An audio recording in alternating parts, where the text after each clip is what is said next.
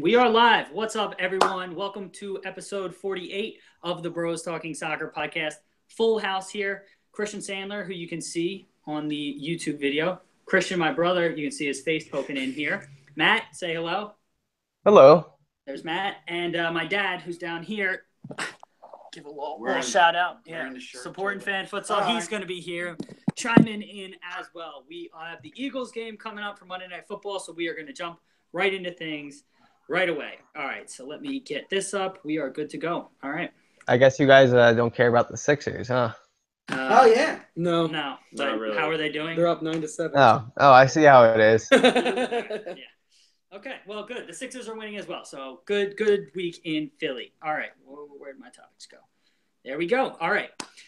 What's going on, everyone? Welcome to episode 48 of the Bros Talking Soccer podcast. As always, my name is Dave Knittel. I am here with my brothers Christian and Matt to discuss stories from around the soccer world. We also have Christian Sandler, favorite recurring guest, on with us. And my dad, Dave Sr., is here as well, chiming in with his opinion. Dad, you want to say hello? How you doing? Hello. I'm doing great. Good. Happy to have you on. We played a nice little 9 holes of golf this afternoon, and that went really well. And Baxter's jumping in here. Christian Knittel, how are you doing? I am just fantastic, Dave. This was just the greatest weekend of all time. Yeah. All right, good. Christian, as you may be able to hear, doesn't have a full voice after a great weekend, so he's only going to be chiming in with bits and pieces. Christian Sandler, how are you doing? I'm doing great, Dave. I was at the same game, but I have my voice, so that's good. Great weekend. Penn State football is very good at football. So I'm doing well. All right. Happy good. to be here. Awesome. Christian Knittel, do you have our trivia question for this week? I do have the trivia question for this week, Dave. Thank you for asking, and I'll grace you with it. Okay. I have it memorized this week, Okay. so how about that? Yes. I would like to propose the question immediately. You ready? Yes. We're all on pins and needles. Let's go. So, the question this week is, which player in Premier League history has scored against the most teams, and how many teams was it? Okay. Rooney last weekend scored against his 36th team. Okay. So there are 3 players with more. Okay. Awesome. All right. Great to know. We will think on our So answer. wait, can you repeat? Can you repeat it real quick? So I'll repeat it. So which Premier League player has scored against the most teams, and how many teams has he scored against? Oh, And okay. He or she. Okay. He or she, I guess that doesn't make any sense. But, It's all right. 2017, dude. Yeah, it's 2017. Yes, anybody can be whatever they want to be. All right, before we get into our topics, let me give a quick plug for Fan Futsal. I'm the founder of Fan Futsal, which is a free weekly fantasy soccer platform. We're simplifying fantasy soccer, making it easier for soccer fans to play and compete. We just launched this awesome new tournament feature, so you can compete against your friends in a multi-week kind of tournament styled after the World Cup. So you play in a group stage followed by knockout rounds. So check it out. If you're a soccer fan, you're going to like it. We're simplifying fantasy soccer. You don't need to follow tons of crazy stats or anything like that. So fanfutsal.com. Check that out. Now let's get right into our topics here. First one I want to talk about. Big story in MLS over the last week. The Columbus Crew, one of the inaugural franchises of Major League Soccer from 1996, their owner announced right before the last game of the season that he is evaluating potentially moving them to the city of Austin, Texas. Kind of a shocker, a little bit blindsided by all of this. Christian Sandler, what were your thoughts upon hearing this? What do you think about them actually going through with this? Yeah, so obviously I was surprised just as everyone else was. I think for a few reasons. Of course, it's always surprising when a team's looking to move because there's no easy way to do that. The fan base is going to be upset. Yeah. I was a little surprised it was the Crew. I can understand Columbus not being the biggest market, but the Crew are really successful. That's what gets me is they're in the playoffs 3 of the last 4 years, and yet here we are looking to move. I can understand finances and stadiums and how that works. But my other main thought was with Austin. Now, I know Austin is sort of an up and coming city in Texas, and there's a lot of soccer fan bases there. But as far as like TV ratings go, I looked this up. It's actually below Columbus. Interesting. So I'm not really sure that would be an upgrade in terms of exposure and television is concerned. So it's fascinating to me. I'm interested to see how it goes down if it goes through. Yeah. Matt, what about you? What do you think about Columbus potentially moving? What do you think about the concept of clubs moving or franchises moving? You know, it's kind of only an American type of thing. Yeah, I mean it's so upsetting for a fan base. If you're from that hometown and then seeing your team leave, it's just so tough. Rooting for that club again. I mean, maybe for a little bit you feel some sort of an attachment, but you kind of lose your team. And I feel like for a fan base and for a club that, for soccer that is a sport that needs culture, for I think clubs to thrive, I think it's hard to move clubs, to move cities and really thrive. Yeah, absolutely. Dad, any thoughts here on just, I know you may not be as familiar with Columbus and whatnot, but just the thought of franchises moving and teams being uprooted from a city, those fans that supported the team for over 20 years, any thoughts? Oh, I hate it. Yeah. No, I've lived through it with, I think it was with Indianapolis and Baltimore. I see what happens when teams leave. It devastates the fan, like Matt said, it devastates the fan base, and it actually may turn people off, like sometimes forever. Yeah, absolutely. And I mean, that's my biggest concern or gripe. I have been all behind the MLS single entity structure has been needed, the franchise model for stability's sake, but this is the first one. We've seen the Raiders are potentially moving. I've seen and lived through other franchises moving between cities, but this is the first one that's really felt like it's hit closer to home. I'm incredibly invested in MLS, and I can't. It's sickening almost to a certain extent, especially like I was alluding to earlier. Like these fans have supported this club for 20 years. I couldn't imagine. I've only supported the Union for almost 10 years, and to have them ripped away, I have so many gear, so much gear, so many soccer scarves, and like to have all that just be gone all of a sudden. Like I can't even imagine trying to live through that. So I don't know. Christian and Matt?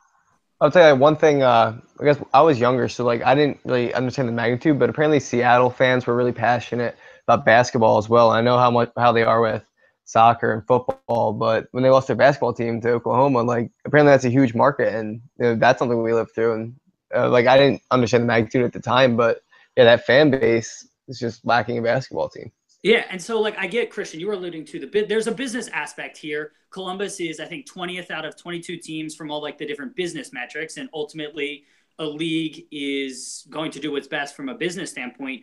But at what point does I saw an argument that these teams aren't necessarily the property of just the owner.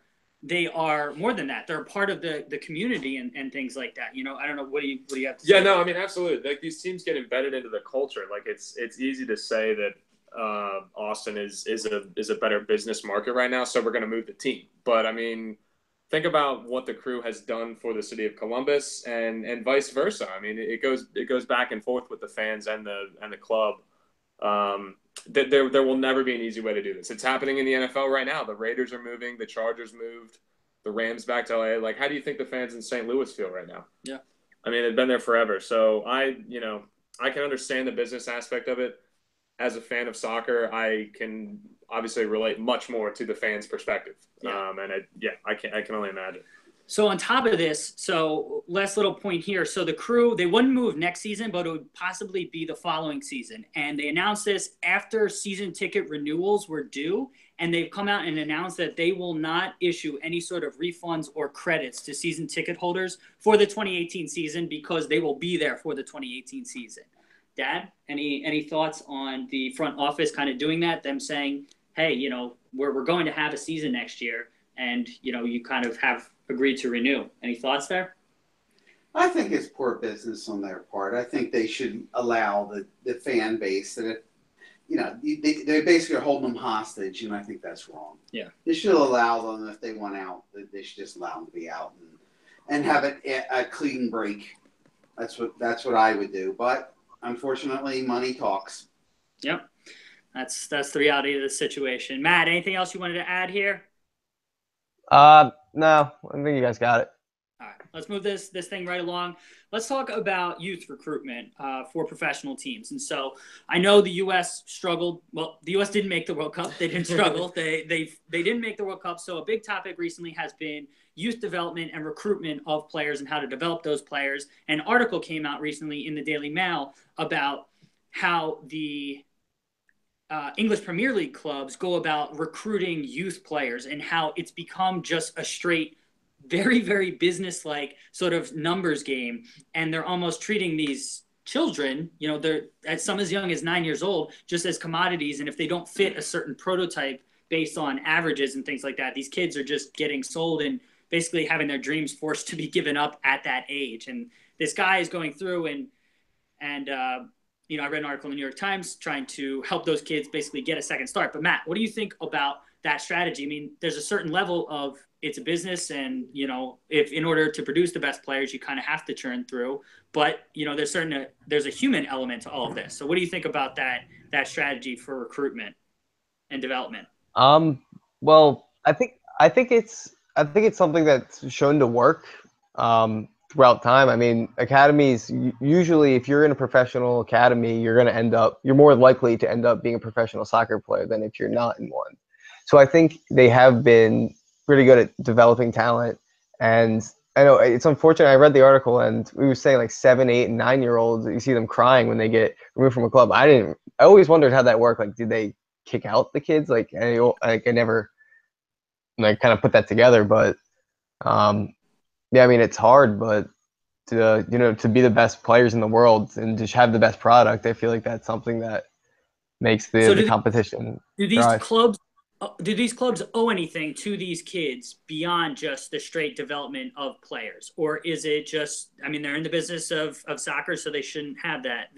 Well, don't they get like free training and free, like if they're in a professional academy, they get free training, right? Yeah. Over there, and yes. Free year, but at 9 years being told you're no longer good enough, do they owe anything to those kids or no? And it's fine if you don't think that I don't think so. I think what they had was good enough.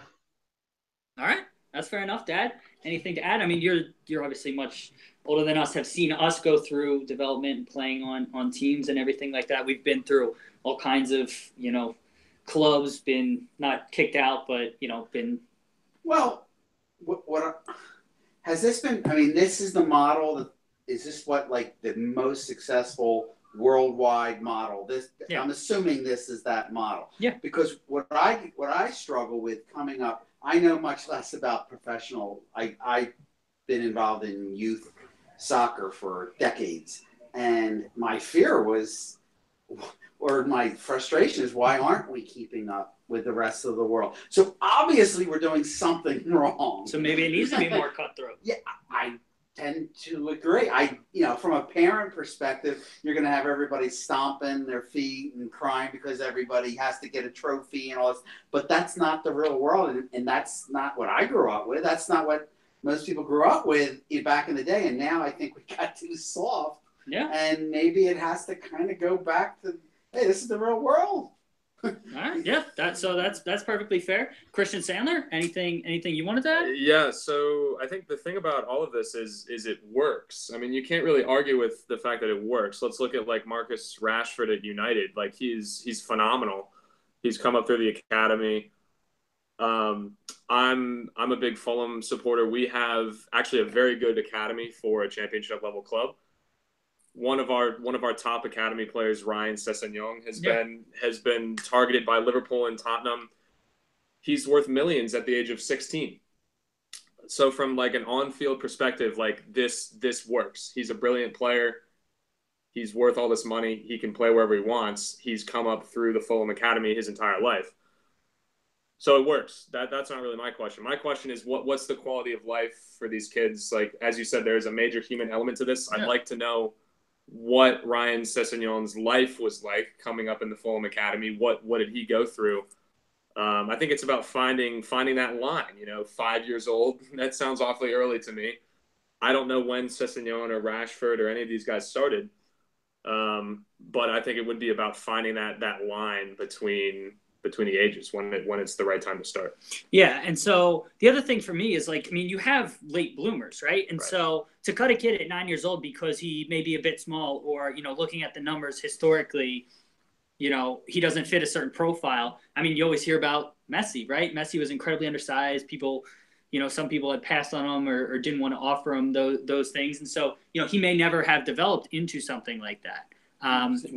Yeah, whereas, there are other players that kind of go through that same thing. And now it's become such a numbers game that you may miss out on all these incredible talents because maybe they don't hit puberty until 15 and then they go through a growth spurt and they've developed all these technical skills. But, physically they've just been eliminated. Matt, you're making a face?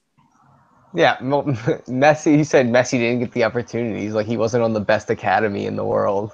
Well, no, I mean when he was young. So like if Messi was in England, right? So Messi joined Barcelona at 12, right? 12 or 13. If he was in England, he very well may have already been discarded by that point because he didn't fit certain profiles.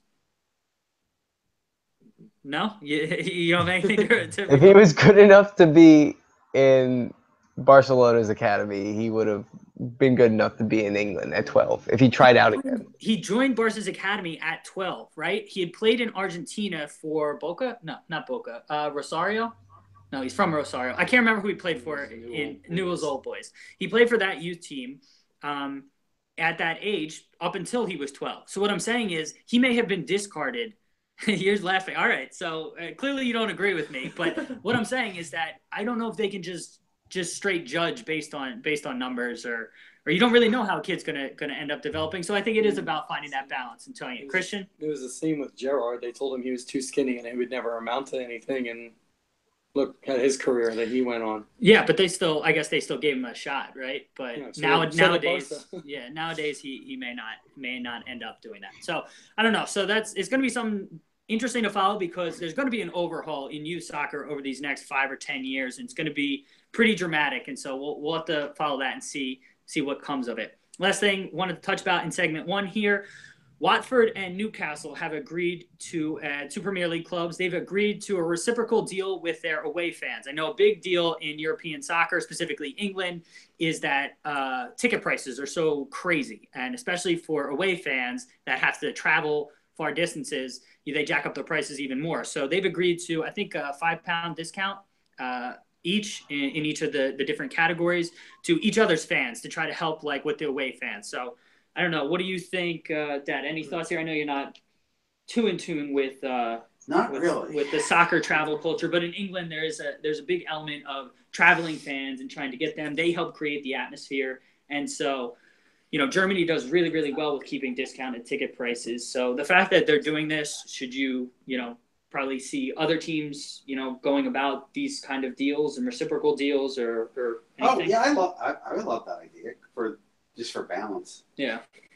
But I don't know that. I mean, I haven't lived through that, and Yeah. I'm not that familiar with it. Yeah, because the traveling culture in America isn't necessarily the same. Whereas in England, you can take a train literally anywhere, Oh, and that's so true. fans take a train to the match and then are on their way back.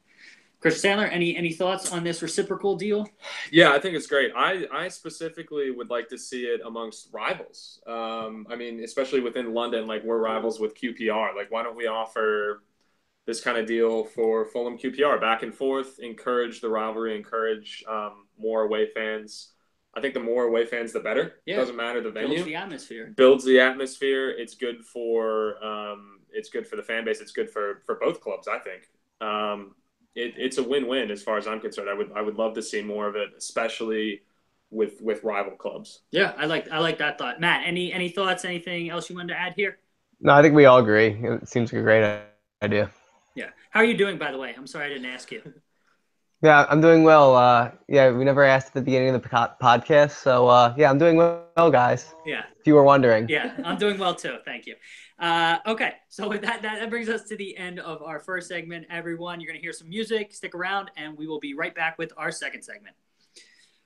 All right. Stop looking at Dad. You're looking away from the mic, and it's really quiet over here. Oh, you can't hear? Yeah. Okay. All right. That's good. Dad, how you doing? Matt can hear you. Yeah, I did that last week with you You too. kind of looking over there. Yeah, I got to stop looking where I'm talking. yeah. It's such a bad habit. I know. Yeah. Sixers are playing well. Matt can hear you fine.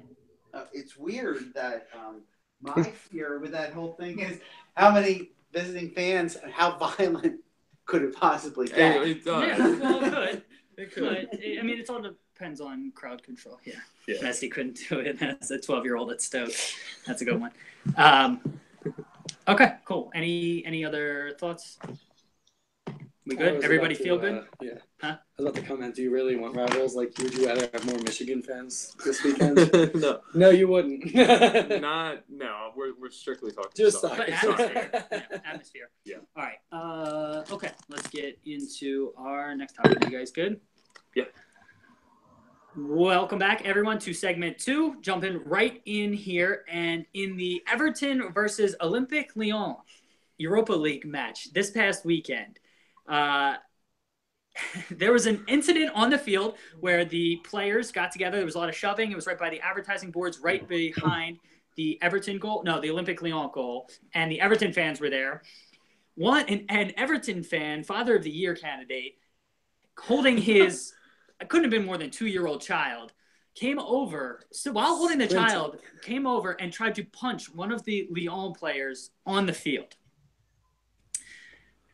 Matt, have you ever seen anything like this? What do you think about this guy? Well, he's very interesting. He could be the new Dos Equis guy. So I think, yeah. I mean, I don't condone this behavior. I guess I don't recommend you do this. But it was a great watch.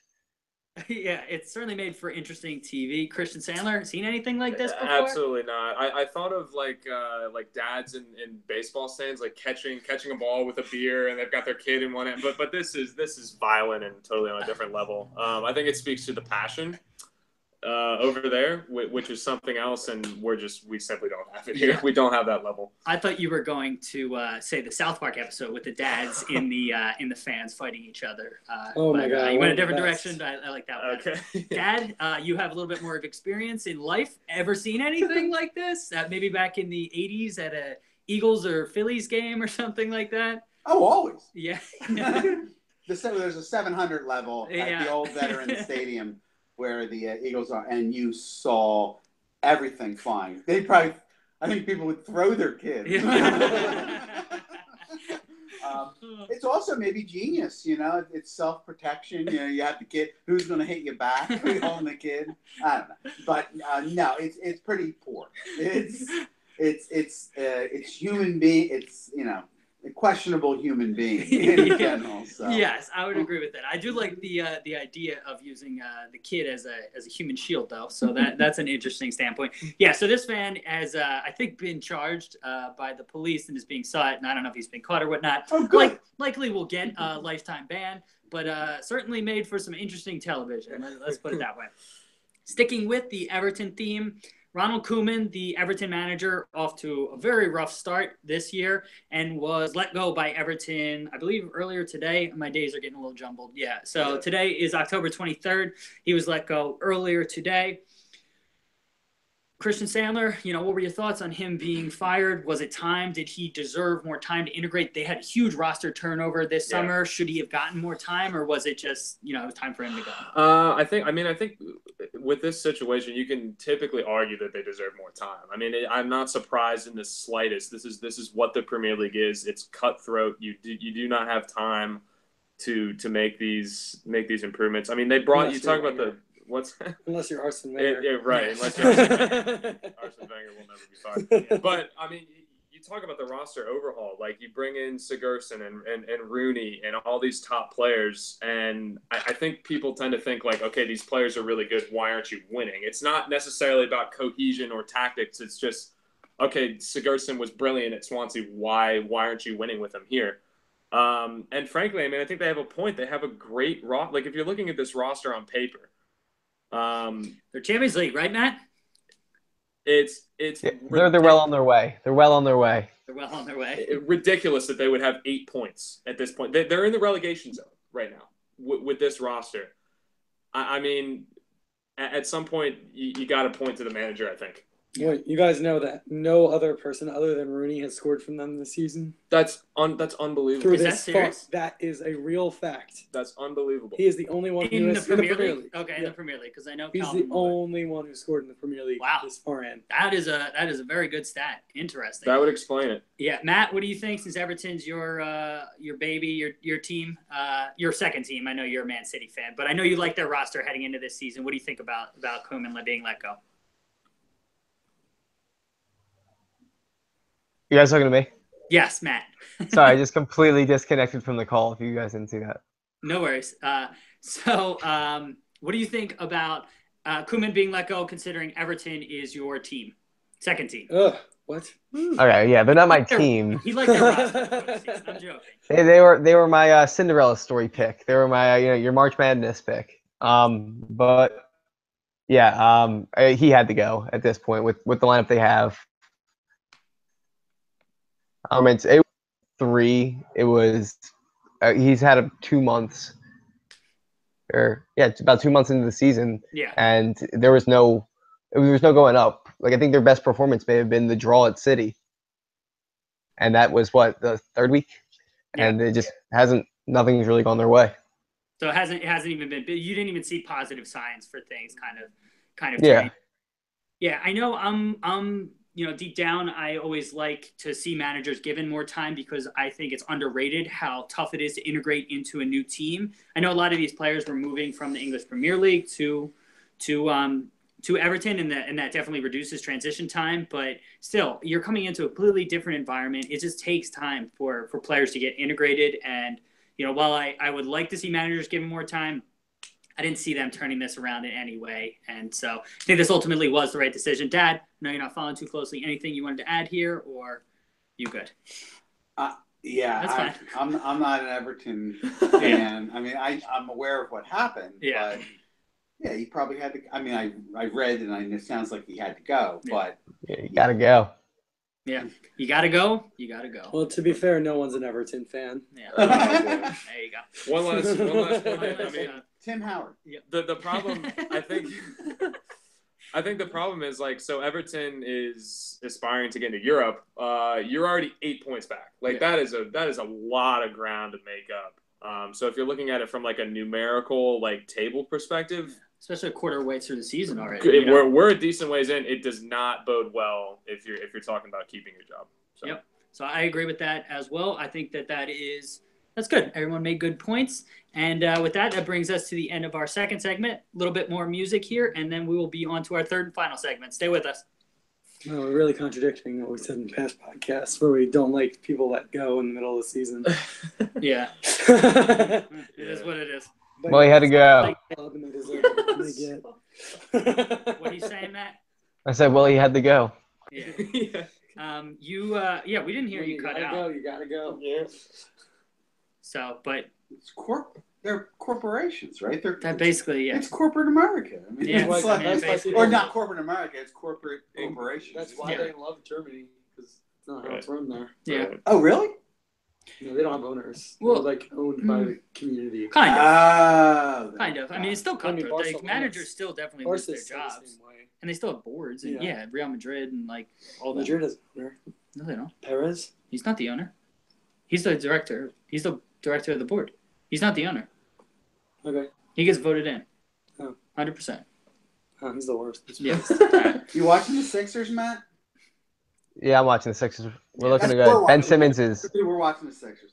Come on, Dario. Oh, Cash. All right, let's go. Last segment here. Everybody good? Yeah. Welcome back, everyone, to our third and final segment. 2 quick topics for you. First one, Neymar transferred from Barcelona to PSG over the summer. He apparently broke the news of the transfer to his Barcelona teammates at Lionel Messi's wedding. What do you guys think of Neymar and him breaking the news in this manner? Christian, I know you've been resting your voice, so why don't we go to you first? What do you think about that? This guy is just the scum of the earth. I cannot stand him. He just purposely does this to get as much attention as he can possibly get. And I just can't stand his attitude. He thinks he's above everybody else, and there's a difference between cockiness and arrogance versus confidence, and he's definitely the former in that statement. All right, fair enough. Matt, what do you think about Messi or Neymar breaking the news at Messi's wedding? I don't think this is that bad. When you said that this is the cockiest thing ever, like LeBron made a show to say where he was going. I think that's the cockiest thing ever. He didn't even you're saying he did it for attention. This story didn't break for months. Like, I feel like it's not like he didn't want people to know, but I feel like, and you don't know, maybe that was Messi's, like, he asked, won't tell me where you're going. Forget it. That was his wedding gift? Yeah, that was his wedding gift. So, like, you don't know the circumstances. Yeah. Dad, thoughts here on breaking news at another man's wedding of the story of this magnitude? Anything crazy happen at your wedding? It just sounds arrogant. That's all. It's just obnoxious and arrogant. I mean, there's a time and a place, and that's it's not sure how it happened. The fact that it happened is bad. Yeah, I mean, just it's say bad. like if it was by accident, you want to give him the benefit of the doubt, but it doesn't sound like this is the guy that he's like one of those nice guys and give him the benefit of the doubt. It sounds like that, pretty scummy thing to do. All right. Christian Sandler, thoughts? Yeah, this is the worst. So there's a time and a place. How about anywhere but Messi's wedding? Like literally anywhere else. Like, isn't the golden rule like you're not allowed to propose at someone else's wedding? Yeah, okay. This is so much worse than that. Like these are negative feelings that you're bringing out here. Like this is bad. This is. Why don't you do it at training, Neymar? Like, can't we just like pull everyone in at training? Like, what do you have to do it at Messi's wedding? Like, that's the worst. Or hit on the bride. Isn't the golden rule do unto others as they do unto you? Okay. Well, there's many golden rules. Yeah. The platinum rule. Yeah, I think going off of what my dad said, just the time and the place was just not there. Just say, now's not the time, and just leave it at that, and we'll talk about it some other time.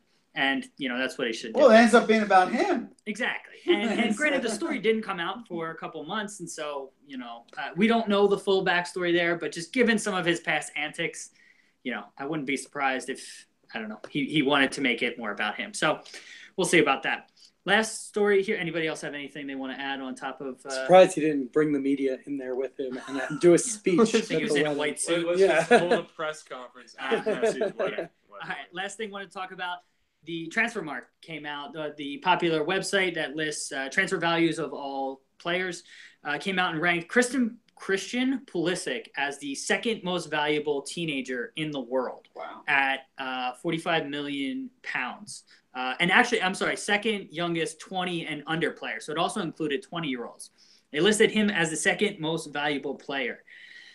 Dad, thoughts on a kid from Hershey, Pennsylvania being the second most valuable 20-year-old, like, young soccer player in the world? Could not be prouder. Yeah, it's pretty cool. Number one, that it's so close to where we live, that grew up in basically the same leagues that all you guys played in Eastern Pennsylvania. I mean, is where he started.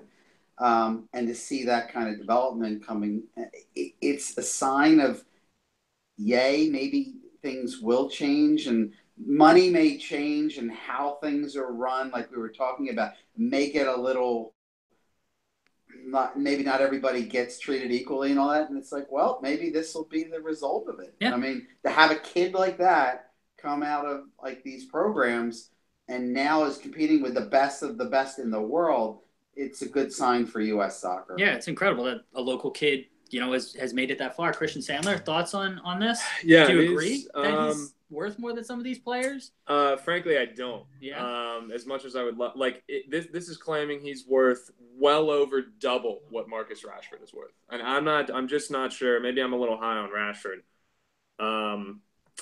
But no, I mean, I do think it's great. I mean, I tend to worry about the pressure on the face of U.S. soccer here.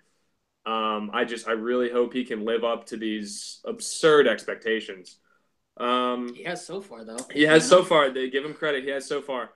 But yeah, I mean, this is what I hope to be the turnaround. We have to build around Pulisic. It has to start with him. And he's worth 45 million pounds. All right, let's roll with that. That's nothing but positive. Yeah. Matt, what do you think about Pulisic being worth what he's worth? Thoughts on being from this area? Do you agree with how much he's worth? Yeah, I think it's cool he's number 2. It would be cooler if he was number 1, but we'll settle.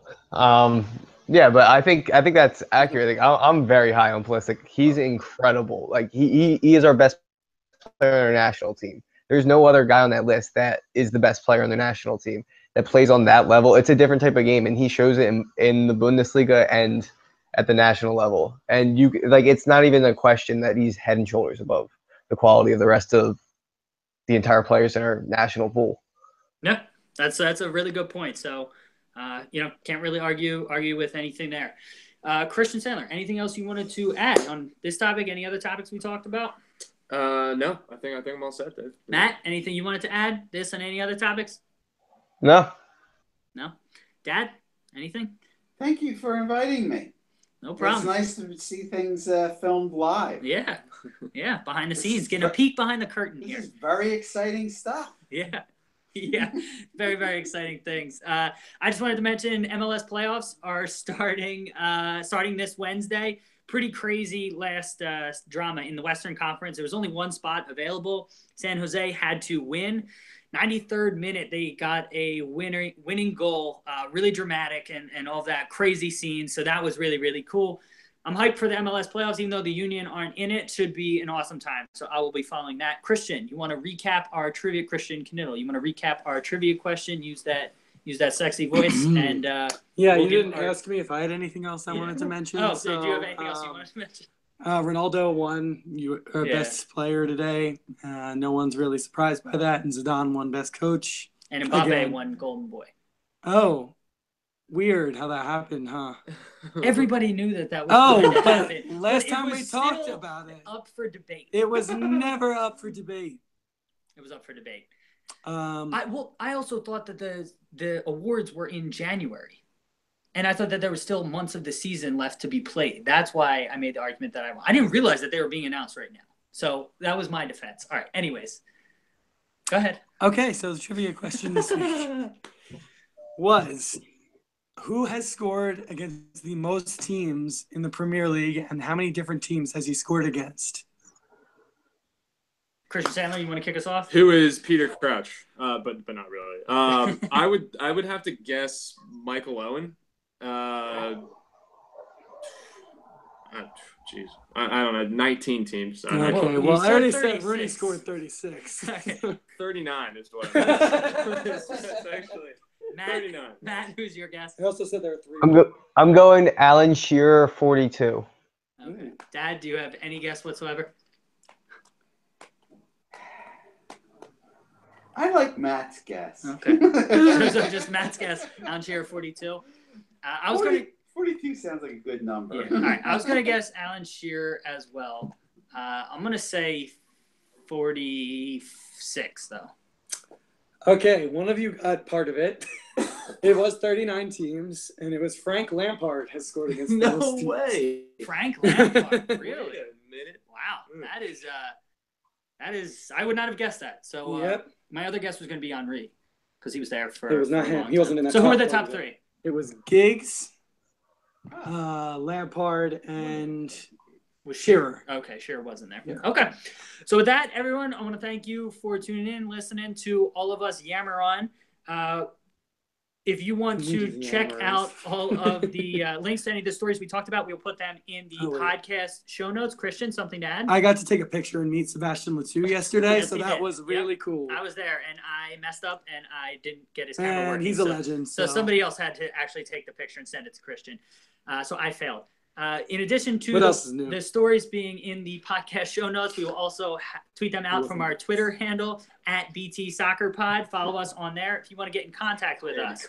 Our email is bros.talking.soccer@gmail.com. Everything was brought to you by Fan Futsal, FANFUTSAL.com. Christian, one more thing. All right, one last thing. Sorry, I didn't get to talk enough today, so I'm trying to throw it all in here at the end. It was Andy Cole, not Giggs, who was in that top 3. Okay, all right. So I was still wrong, which is good. All right. So with that, everyone, thank you for being here. Christian, Dad, Matt, thank you guys for being here. We will talk to you all next week. See ya. Thank you. Bye. Deuces. All right. But you keep that thing moving. I try to. We don't usually. No, I've been trying to more because it just works better. You've been taking a lot. Well, last week it felt like our breaks were pretty long, but they were. Yo, how about them Sixers? They were the best part. Yeah. What, Matt? How about them Sixers? Yeah. Doing well. All right. Let's go, Eagles. Detroit looks awful. The Sixers game? Yes. Yeah, this is a must win. We should whoop their ass. Specialize. We should whoop. It's the third game of the season. What? They can't start Did you out. say this is a must-win game? Yes. It is. It's the third game of the season, isn't it? No, it's a fourth. We're 0-3. We lost to the Celtics. We lost to the Wizards, and we lost to the Raptors. Oh, all right. Okay. Well, that's cool. All right, YouTubers. Let's go Eagles. Let's go Sixers and all that stuff. Let's go There Penn you State. go. Penn State's doing well. All right, guys. Thank you for tuning in. We will be give a here. shout out to the dupe. Yeah. The Union crushing it. Come on! Oh. Person, that was awesome. Record win. Record. All right. See you, everybody. Bye. Bye.